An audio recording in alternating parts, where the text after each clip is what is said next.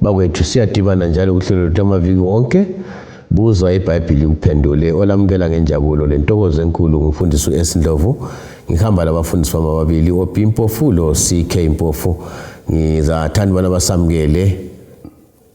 Siyabonga mfundisi, salibonani balaleli, siyalamukela njalo kuhlelo lwethu buzwa iBhayibheli kuphendule okhulumayo ngumfundisi Mpofu CK. Salibonani balaleli, siyayibonga inkosi njalo ngokuba isisihlanganisile leli viki lapho esikholisa khona ilizwi likaThixo sindawonye. Sengathi uNkulunkulu angasithungamela aqhubekele phambili isikhanyisela esipha ukuzwisisa ilizwi lakhe. Umfundisi oP Mpofu siyabonga. Siyabonga bafundisi. Siyabonga balaleli. Sesifakile isisekelo ngithi sondele. Yes, sesondele ukuthi sigqibe ekufakeni isisekelo balaleli. Ngithi indlu nxa isakhiwa kuyafaka isisekelo. Siqaleke ngesisekelo encwadini kaSambulo ukuthi nxa sesisakha sesiya phezulu sibe sifaka isisekelo esiqondileyo. Namhlanje sizakhangela incwadi kaSambulo leka Genesis sibone ukuthi zidlelana kanjani. Mfundisi CK akusiqalisise incwadi ezombili zidlelana kanjani ngaphi? Siyabonga mfundisi wami. Singakhangela incwadi kaGenesis isahluko sakuqala.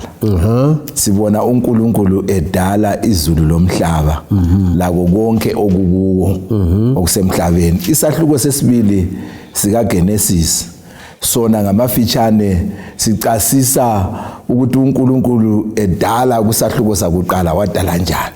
So usahluko sakuqala lo sahluko sesibili okaGenesis basivezela umhlaba kaNkulunkulu ongela sono, lesono singakangeni. Le paradise umuzi wakuqala wawulungiselwe umuntu wawukhona kuGenesis 1 loGenesis usahluko sesibili. Ungaya ke kuSambulo isahluko ngesika 21 lo Sambulo isahluko ngesika 22 sihlangana lezulu elitsha lomhlaba omutsha. uNkulunkulu ke esesusileke zonke izinto ebeziphambanise indalo yakhe kusukisela kuGenesis chapter 3 kuze kuyefika kuSambulo lapho aphetha khona lokugqiba khona ngokuphoselwa kukaSathane ecibini lomlilo lokufa la kokuphoselwa phakathi. Sesihlangana ke lezulu elitsha lomhlaba omutsha leparadiso elinjani elitsha. So uGenesis 1 loGenesis 2 loSambulo 21 loSambulo 22 ziyahambelana ngaleyo ndlela. Isono kasikangeni ngapha, isono sesicithiwe sokuthi izulu elitsha lomhlaba omutsha. Kuyabuyela yini mfundisi ke sakutsho kumaviki adlulileyo ukuthi bala ekuqaliseni kogwalo phinde uyebale ugcineni kwalo. Kunjalo siyokuthi singeniso lesiphetho. Kunjalo mfundisi wami. Ukuthi uGenesis anti incwadi yokuqala. uSambulo incwadi yokugcina. Kunjalo. Xa ubala uSambulo uyakutshela hayi kwaqasa kuhle nakuya. uSambulo bese kutshela ukuthi ungagcini ngosizi. Sokulungisiwe ngayo. OP bengisithi mina khonokho sike sakuthinta ukuthi indlela yokubhala yokugcizelela amaqiniso athile ebizwa inclusive ukugoqela izinto zonke phakathi kwemicabango emibili eqhakathekileyo. So imicabango emibili eqhakathekileyo eBhayibhelini uGenesis 1 lo 2 noSambulo 21 lo 22. Athi uNkulunkulu vele ufuna kube njani ngabantu.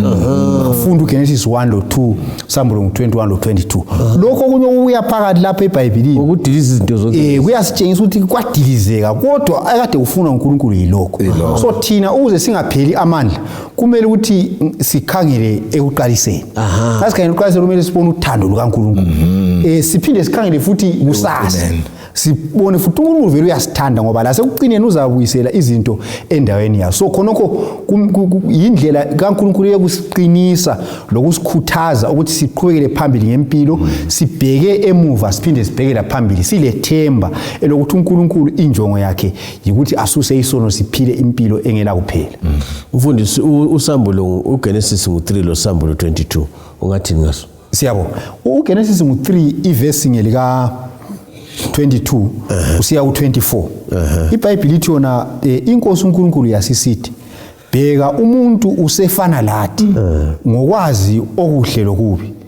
ngakho funa abeke isandla sakhe aphinde adle esihlahleni sokuphila aphile impilo engapheliyo ngakho uNkulunkulu wamsusa umuntu ensimini yase-Edeni ukuba ayehlakula umhlabathi lapho athathwa khona wamsusa umuntu wasebeka amakherubi ngasempumalanga kwensimu elenkemba evutha umlilo so lapha sibonani sibona ukuthi uGenesis 3 isono sesingenile umuntu wasuswa ekudleni esihlahla sokuphila ngendlela wavinjelwa ukuthi angadli isihlahla sokuphila ngenxa yokungena kwesono kodwa kusambulo ngo22 nxa uyibala usambulo ngo22 ikakhulu suka la kuvesi ngo2 sehlala iBhayibheli iyasitshela ukuthi ezulwini kulesihlahla sokuphila umuntu uzabuyiselwa kumbe uzaphiwa ilungelo lokuthi adle esihlahleni sokuphila itsho njalo iBhayibheli so sibona ukuthi kuGenesis umuntu uyasuswa esihlahleni sokuphila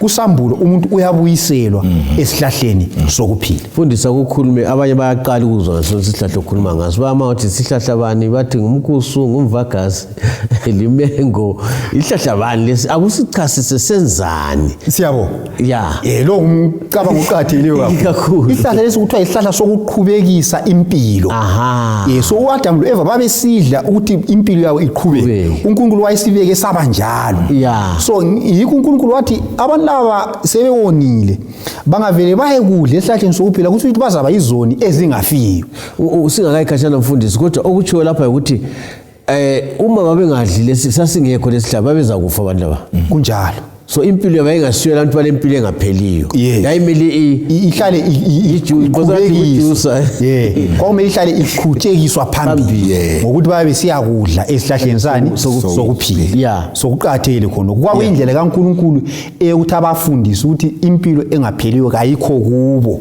ivela kuye so isihlahla lesi uNkulunkulu wayesibeke njenge ngathi mina njengesikhiwa kuthiwa itoken njengesikhumbuzo ukuthi nxa besidla lapha bazaba kwazi ukuthi asiziphilisi thina siphiliswa ngobani uNkulunkulu so lesi sihlahla yikho kwathi abangasasidli sebewonile kodwa sesizulwini sizavunyelwa ukuthi sidle lesi sihlahla ithembe likhona kuthiwa isihlahla lesi sithela izithelo ezili12 njalo amahlamvu aso amaqabonga aso angawokwelatshwa kwezizwe yikho phela ezulwini kuthiwa ungasela mkhuhlane basela kugogeka ngoba singadla lesi sihlahla sizabuyiselwa kulokhu uNkulunkulu ayevele ejonge ukuthi sibe yikho khona imkhuhlane izasuswa konke okubi emzimbeni yethu kuyasuswa bese ngabona usuphendula imbuzo ade sengilawe engqondweni yami ngalesihlahla sokuphila lesi siyathathekisa enxa yenza phenduka okunye ukuthathekisa ngaso umlobi uthi yena isihlahla lesi kuthiwa izithelo zakhona zinhle vele asikaze sizibone selokho sadajulwa nasi into ekade lokho sithela izithelo zaso inyanga zonke into ekade ngifuna ukuthi umfundisi uyichasise ukuthi kungani uNkulunkulu wabavimbela Yangazi mbuchasisi nganga. Wabavimbela ngoba iBhayibheli ngithi inkokheli yesono iyini ikufa. So abantu laba ngabe abavinjelwa ngokuya kudla esihlahleni babezaba yizoni ezingafiyo. Kutshoni ke khonoko nxa singakuchasisa kuthi ukuthi khona ukhokho wakho ngabe seluphele wazwa aba mphilibana kasahambi. Imkhuhlane ngabe usegcwele imkhuhlane kodwa engadoda zokulala nini. Yikho umuntu wazwa wathi uNkulunkulu ngenxa yokungena kwesono ukufa kwethi isikhathi kuyaphumuza umuntu sesakuthinta ukuphumuza umuntu ekuchika chikeni so uNkulunkulu kazange kuvumele ngoba isono sona vele silempumela siyadla umzimba kodwa ngabe badla lesi sihlahla babezaba lemzimba edliwa yisono kodwa bengafi kwiniso kusiba buhlungu ebusweni bukaNkulunkulu kakhulu ngiyabonga yade ngicabanga mfundisi CK siyabonga mfundisi lapha sikhangele ukuhlubuka okwakuqala okwaba khona bese sikhangela lokubuyiselwa okugcina okuza kuba khona ungafunda incwadi kaGenesis isahluko sesithathu yekelani ngiyifunde lapha ivesi ngelika 6 ayilahli yona usekuqaliseni ngisho kubalaleli kayilahli sekuqaliseni ithona ke ngakho ke lapho owesifazana ebona ukuthi isihlahla silungele ukudliwa lokuthi siyabukeka emehlweni lokuthi isihlahla sikhwabithisa ukuhlakanipha wakha izithelo zaso wazidla wanika lendoda yakhe layo yadla kodwa uNkulunkulu wayethe mzwana lesidlayo lesisihlahla lezakufa lokufa. So ke lapha sibona ukungalaleli okwakuqala. Abantu besidla isihlahla uNkulunkulu ayethe bengasidli. Lokhu sikuthola kuGenesis isahluko sesithathu. Nxa ungaya eBhayibhelini kuSambulo isahluko ngesika 21 lesika 22 ngizafunda nje u21 kuphela amavesi amane akuqala. iBhayibheli lithi nona ngase ngibona izulu elitsha lomhlaba omutsha ngoba izulu lokuqala lomhlaba wokuqala kwase kudlulile lolwandle lungasekho ngabona umuzi ongcwele iJerusalema elitsha usehla uvela ezulwini kuNkulunkulu ulungisiwe njengomlobokazi ocecele umkakhe ngezwa ilizwi elikhulu livela esihlalweni sobukhosi lisithi bheka indawo yokuhlala uNkulunkulu isebantwini uza kuhlala labo baza kuba ngabantu bakhe uNkulunkulu uqobo uza kuba laye azesule izinyembezi zonke emehlweni abo ukufa akusayi kuba khona lokulila lokukhala lobuhlungu ngoba izinto zakuqala sezedlulile ngamanye amazwi uGenesis ngale isahluko sesithathu sibona ukungalaleli komuntu lokuhlubuka kwakhe ngoba ukungalaleli kuyafana nalokuhlubuka ukuhlamukela uNkulunkulu kodwa ke sibona ngapha kuGenesis chapter 21 to chapter 22 uNkulunkulu ke eselungisileke izinto zonke ngecebo lokubana ke losindiso lokubana ke ilo lalo owamukela uJesu njengenkosi yakhe lomsindisi wakhe uza kuthola ukuphila okungapheliyo nampa ke sesibabona ke lapha abantu bakaNkulunkulu sebehlala loNkulunkulu uqobo lwakhe ngale ku chapter 3 sebedlula uNkulunkulu esebalande uyabavakatshela njengansuku zonke bambalekela kodwa ke ngapha kuSambulo ke sebehlala laye uNkulunkulu uqobo lwakhe uzakuba khona phakathi kwabo so sibona ke ukuthi iparadiso yayilahlekele abantu ekuqaliseni lobudlelwano uNkulunkulu ayisiba labo labantu obabulahlekele umuntu ekuqaliseni so bobuyiselwe endaweni yabo so ke uchapter 21 no 22 kulokubuyiselwa kwalokhuyana kwakulahleke ekuqaliseni siyabonga mfundisi Ophi ungathini khona phakathi chapter 3 siyabonga ku chapter 3 njalo lapha sibona ukudangala okuba khona ngenxa yesono kumbe izinsizi eziba khona ngenxa yesono ungafunda uGenesis 3 ivesi ngelika 19 ithi yona lapha iBhayibheli ezithukuthukini zakho uza kuthola isinkwa sakho uze ubuyele emhlabathini ngoba kulapho owathathwa khona ngoba wena ungumhlabathi uza kubuyela emhlabathini so lapha sithola ukuthi kwaqala indaba yobunzima ukuthi ukuze umuntu athole ukudla sokumele asebenze gadala aphume izithukuthuku lokhu kwabangela ukudangala lobunzima empilweni yabantu bakaNkulunkulu kodwa nxa sesiya encwadini kaSambulo isibaliwe la uSambulo ngo21 ivesi ikakhulu mhlawumbe engesingakhangela ususiya kuvesi ngo4 ithi yona ngoba uNkulunkulu uqobo lwakhe uza kwesula izinyembezi emehlweni abo akuyi kuba khona ukufa nokudangala lokukhala akuyi kuba khona ubuhlungu ngoba into ezindala sezedlula so iBhayibheli lapha iyasitshela ukuthi ngale kwangena ukudangala kuGenesis chapter 3 uSambulo ukudangala kuzasuswa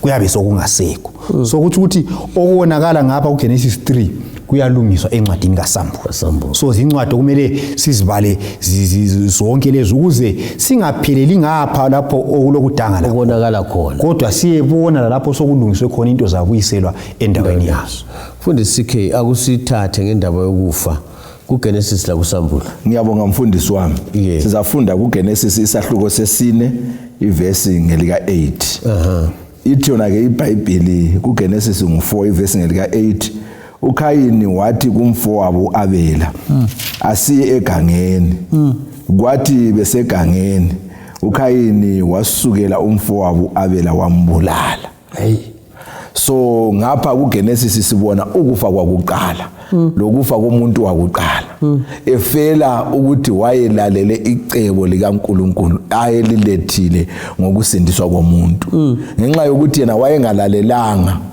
wase umhlatshelo wakhe kwawusamukelekanga kuNkulunkulu khonoko kwamnika ubukhwele kulokuthi azisole ukuthi yena wenza into engayisiyo uyamvukela umfowabo ambulale singafika ngapha ke kuSambulo ngapha ke sesibona ke ukuthi kathesi sifundile ke uSambulo ngo22 ivesi ngelika 7 safunda uSambulo ngo22 ivesi ngelika 14 konke khona okuhlala kuveza izibusiso zokugcina enye yakho nithi babusisiwe abafayo befela ngaphi enkosini kodwa ke uSambulo ngo21 ivesi ngelika 1 lelika 4 esidinde kulo iyathi yona ke akusoze kube khona futhi ukufa uNkulunkulu uzazesula inyembezi njani zonke emehlweni abo kusitsho ukuthi lanxa ukufa kwangena ngale kuGenesis ngenxa yesono ngapha uNkulunkulu ukufa akusoze kuphinde kunjani kube khona futhi Mfundisi nxa singahlala kancane endabeni yokufa indaba enzima kakhulu uthe ukhuluma ngazibuza ukuthi uKhayini umfowabo wamklinya wamthini kanti wamgwaza ngengqamu akwazi ukuthi wayebone bani anto ngokuqala ukubulala uJesu of course uSathane ngumbulali lomqambo wonke wasekuqaleni usiyazi ukuthi wafuza yena kodwa ke ukucabanga ukuthi kusukela uKhayini echitha igazi lakuqala elachitheke emhlabathini igazi elichithwayo ukusa kwamalanga linganani neyibantu uGenesis ulosizi I think umpofu wakukhuluma lapho ukuthi ulosizi singabe siphela kuGenesis asilasizana lothemba ngoba uGenesis ungambala silucabanga ukuthi ingqondo yakho ukuthi lo muntu okuqala abanye nxa kuthiwa ubani ubulela ubani nxa bayabona lemafilimu lani kodwa lo azifilimu khona wayibone ngaphi kodwa ke ubuhlungu bokuthi umuntu wokuqala ukuthi afe kusukela kuleso sikhathi abantu bayafa ukusa kwamalanga unjalo abanye bebulawa unjalo uthi wena uSambulo uthi kakusoze kuphinde kube khona ukufa lendawo yabafileyo futhi kayisayi kuba khona futhi kuyindaba eletha ukuthokoza angikwazi ukuthi kungani singalandaba lakho kodwa ukufa kubuhlungu kakhulu mina ngicabanga ukuthi ngakuthiwa abantu nxa bebala lokhu bayagijima ukuthi kathi ake sinike umuthoza kwenza kungabi khona ukufa ngokuthenjisiwe la ukufa kulezi insuku khona sikhuluma njalo abantu bafa njengempukane lokubulalana futhi abantu babulalana futhi ukhona umunye nzothiwa ubulewe eTemnas kabamthathelanga mali kodwa bambulele ukuthi bamambulaleleni akulasizathu so ke bonke laba ngabafowabo kaKhayini ababulalayo kodwa uSambulo uthi akusekuba khona ukufa angikholwa ukuthi siyake sikuzwe kuhle obi okuyinto lokho bona sasibuthathele kalula nxa sikhangela ukufa akula into angazi ngobe kanjani esekucineni nje ukufa nxa ugula nxa uzasila kodwa ngasufile then what asesibeka izandla ekhanda kithi asakwazi sithi hayi asazi inkosi so mfundisi usitshela indaba ezimnandi so uGenesis engabe bazazonda uGenesis manje uthini mfundisi bazazonda amnandi uSambulo zonda uGenesis uGenesis uyasivezela uyasincedisa kwavela ngaphi ukuthi kwavela waqala ngaphi uSambulo abe sesitshela ke ukuthi impendulo yakho kuyaphetha ngani impendulo yakho nguNkulunkulu lokubana ke uNkulunkulu uza kuqeda konke khona bona kulungisa uhlupho ngalolu uqale ngaphi kahlupho kumele wazi uhlupho lwaqala mfundisi obi sesiye emaphethelweni siyabo ngapha uGenesis sithola kungena indaba yesiqalekiso ungafunda ivesi ngu17 khona phana ithi yona uqalekisiwe umhlabathi ngenxa yakho so kuGenesis lapha kuqala Adam lo uNkulunkulu ukhuluma lo Adam so iBhayibheli lapha iyasitshela ukuthi umhlabathi wawubusisiwe ngabe silesikhathi besiyachazisa ukuthi ilezithelo zakhona ezaziphuma khonapho kwakukuhle akuthinde futhi insimu yaseEden into yonke yayinhle kuthiwa indlela okwakulungiswe ngayo lameva ayengekho futhi singaba umlomo ngicabanga ukuthi esithi ngamakhabe kathesi inxa kungamatamati sakudala kunjalo ngoba lele size yezithelo ungafunda omunye umlomo nxa ekhuluma even uAdam lo Eva sebexotshiwe ensimini yaseEden kuthiwa vele izithelo zakhona ngaleso sikhathi ngenxa ukuthi kwakuseduze lezikhathi zeEden kuthiwa izithelo zakhona zazizinkulu okumangalisayo lezihlahla zazithela ngesikhathi sazo xa bengasuka sidla esikudla kathesi bangamangala ukuthi kathi lihawulelani kangaka kunjalo bangakhala inyembezi ngenxa yalokho isono esesikwenzile emhlabeni so kungenxa yesiqalekiso kodwa malibonge igama lenkosi ngoba nxa ufunda usambulo ngo21 no22 uNkulunkulu uyabuyisela into zonke endaweni yazo. Hallelujah. Isiqalekiso siyasuswa kube yizibusiso kokuphela. Yikho sike sathinta emavini aphelileyo ngezibusiso ezitholakala encwadini kaSambulo. Esinye isibusiso esikuSambulo 22 verse 14 ngesokuthi gcina imilayo yakhe baza kuba lilungelo lokudla babusisiwe ngoba baza kuba lilungelo lokudla esihlahleni sokuphila. So iBhayibheli iyasitshela ukuthi kuSambulo 21 no 22 izibusiso sesizulwini elitsha lomhlaba omutsha isiqalekiso kasisekho. Ungakayikhatshana mfundisi ngeke ngabalo ugwalo olukhuluma ngale ndaba lusithi lona uAdam lo Eva mhlaba babona ihlamvu libuna lesihlahla bakhala kunjalo kwedlula indlela esikhalela ngenxa sithenga ngabathandwa bethu kunjalo ukubuna babengakwazi kunjalo mina lami ngikhule kithi elupane kulenta kubomvu kunjalo kulemthanyelo ekhuluye khonana kakhulu kade singeke uvele ubone lo tshani kunjalo uyakutshengisa ukuthi isono siyavuthuza kodwa kuSambulo uthi kuzabuyiselwa kunjalo izindaba ezinhle ngithi kakhulu izindaba ezinhle mfundisi CK usiphatheleni lapha ngoSathane umkhohlisi. Siyabonga mfundisi wami.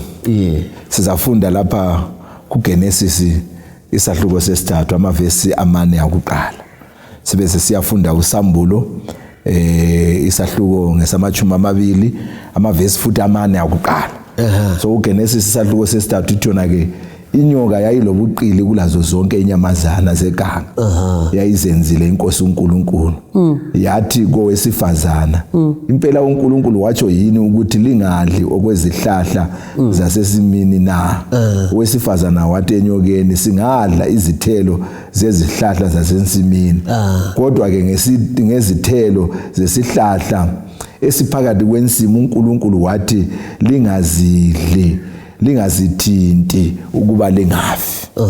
So uGenesis lapha sihlangana lokuvezwa komkhohlisi uSathane inyoka endala uDiaboli umgobho itsho njalo incwadi kaSambulo.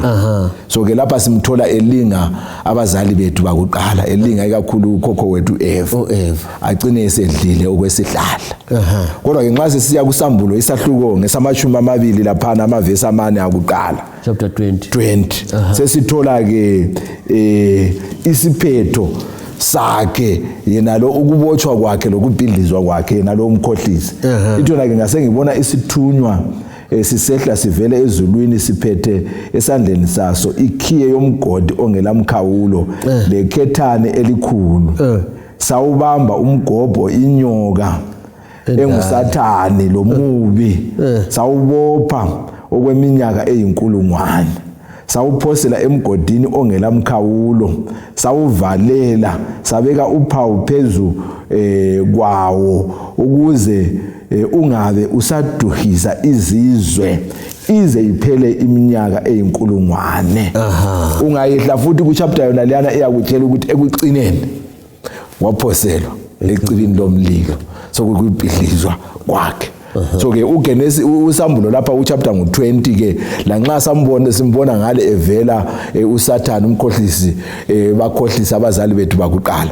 Kodwa ke siyabonga uNkulunkulu ngoSambulo ngoba sibona esebotshwa ephoselwe emgodini ongelamkhawulo ukuze angakhohlisi umuntu. Sibone futhi esephoselwe ecibini lomlilo sokuyikubhidlizwa kwakhe. So uNkulunkulu uyabe sesenzela ukuthi abantu bakhe baphile kungasekho kukhohliswa kungasekho njalo kuqilwa emhlabeni omutsha lasezulwini elitsha. Ngesikhulume ngalinyoka eqilayo mfundisi ukuthi uSathane uyiqili umkhohlisi uyalinga abantu bakaNkulunkulu ngoba sibona uEva lapha walingwa. Sithini kakhulu nxa sikhangela ukuthi uSambulo usitshela ngokuthi ukulingwa lokhu kungasekho ukuthi kuyaba lesigaba lapho uSathane angeke abalinge khona ngoba ukubalinga kunje ukubahlukuluza ngithi ngoba ukulingwa esihlingweni akusho ukuthi asozulingwe kodwa kumele ngwele esihlingweni kunjalo. Kodwa ke kholokhiyana ukuhlukuluzwa ngezilingo singakubala njani? Esikubongelayo ukuthi uSathane nxa sisaphila yena ekhona phakathi kwethu uletha izinto ezinye zakhona esizithandayo. Yes. Kodwa ke sisehlukanisa lobani loNkulunkulu. ukuthi nxa engazilethanga phambi kwakho kwesinye isikhathi uyabungela ndaba so ke kodwa ke nxa singabuya leso silingo ke ugcina kwesinye isikhathi uwela phakathi kwaso so uNkulunkulu ke usithembisa ukuthi konke khonokho okusiphambanisa ukusehlukanisa laye phinde futhi kube khona. Bengicabanga ukuthi nxa imfundo sizathintana lapha ukuthi nxa sokuthiwa usebotshiwe iminyaka eyinkulungwane leyani. Alright. Kabasekho abantu. Siyabonga ke mfundisi. Laphana ke okushiwo ke nxa engasekho kweminyaka eyinkulungwane. Hanjye abangcwele babe sebesekhaya ezulwini belo Jesu. Lapha emhlabeni uSathane sesele nguye yedwa. Lezi ngilosi zakhe, lezi dumbu zabangavukanga evukweni ngasala muntu okulinga so uzadinga umsebenzi awuswele yiso isikhathi sona leso esinzima esiyabe sesikhona kuye ukubotshwa kwakhe ephoselwa emgodini ongela mkhawulo uyabe ngasela umuntu okulinga kulibale ebendidinge lesinto ukwenzani ukubacunula annoying thwalisa nzima ngithi umfundisi Obi nxa sikhangela lapha indaba yokuklifizwa kwekhanda lenyoka siyabonga lika Sathane siyabonga thini uGenesis wenza isithembiso esithile lapha uthi ngizawufaka ubutha phakathi kwakho lowesifazana naphakathi kwenzalo yakho lenzalo yakhe yena uza kuhluzula ikhanda lakho wena uza kuhluzula isithende sakhe so lapha uNkulunkulu wayesekhuluma ukuthi kuza kwenzakala nenyokeni so uthi yena esithi uSathane umkhohlisi onguye wayezifihle enyokeni so uthi yena ngiza kuhluzula ikhanda lakho mina ngizacobodisa ikhanda lakho lapho kwakuyisithembiso esasiza kugcwaliseka esikhathini esizayo kodwa kuSambulo sibona uSathane usecobodisiwe ngesizathu sokuthi ungafunda uSambulo ngu-20 uyifunde khona phana usukele kuvesi ngu-7 iBhayibheli iyasitshela ukuthi uvesi ikakhulu ivesi ngu-10 ithi yona uSathane owabadukisayo waphoselwa echibini lomlilo lesolufa lapho isilo lomprofeti wamanga ababe khona bahluthwa bachiswa ngumlilo bafa iphakade laphakade so lapha uSathane uzabhujiswa angaphindi abe khona ikhanda lakhe licobodiswe siphile embusweni ongela Sathane ongela umuntu osilingayo phinde sihlupheke futhi siyabonga abafundisi balaleli nasi indaba emnandi incwadi kaSambulo incwadi yethemba incwadi yokuthi okwasilahlekelayo sizaphinda sikuzuze njalo ngiyakunxusa ukuthi ngoba ingxenye yalabo ababusisiweyo abazaba lengxenye emthini wokuphila inkosi sibusise sidibane njalo kuviki elizayo siyabonga.